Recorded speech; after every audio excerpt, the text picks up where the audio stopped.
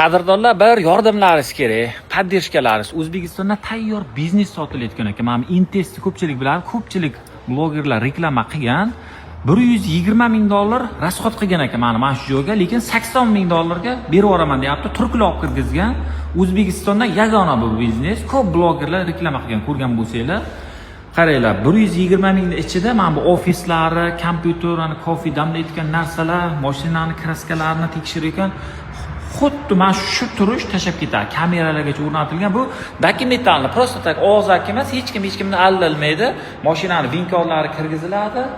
Kompyuter orqali katta deklaratsiya varaq qilib chiqarib beriladi. Ofitsialniy bo'ladi. Bu ofitsialniy hali O'zbekistonda yo'q. Turklar xullas yurg'izilmadik aka biza to'g'risi. Endi o'zbeklar juda ko'p savdalashayotgan. Misol uchun bitta minimal narx bor. Misol uchun 1 million qilib qo'ygan bo'lsak, 600,000 beraylik, 700,000 beraylik, ko'pchilik savdolashardi-da. O'shanda ham yomon emas edi. Oyiga 30-40 million eng bo'lmadim deganda rasxoddan tashqari 30-40 million topib turibmiz dedi. Xullas qaranglar, mana mashinani bu yoqqa ko'taradi, vibrastentlar bor, mashinani ot kuchigacha o'lchaydi bu yoqda. Mana mashinani ot kuchini o'lchayotgan narsalar, mashinani tashimaydi, hamma narsa bor xullas. Mashinani 0 dan 100 gacha ofitsialni hozir tekshiradi. Xonani qufloq ekan. Mana bu ofislar, kompyuter, televizor, hamma narsa bor. Xullas 80,000 deyapti. Mana shuni olsak nima deysizlar?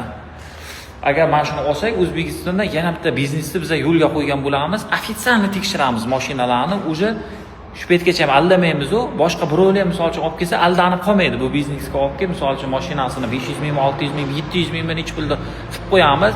Batareya yomkisida bormi, elektrmi, benzin, Gentra, Matiz, любой mashinani, Mercedesmi, BMWmi ko'raveradi.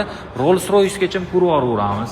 Xullas katta qo'llaringizga qog'ozcha berib, garantiyasi bilan imini o'sha mashina haqida, xadovoyi qanaqa, kraskasi qanaqa, motori nima, hamma narsa haqida ofitsialniy apparat o'zi aytib beradi. Og'zaki emas.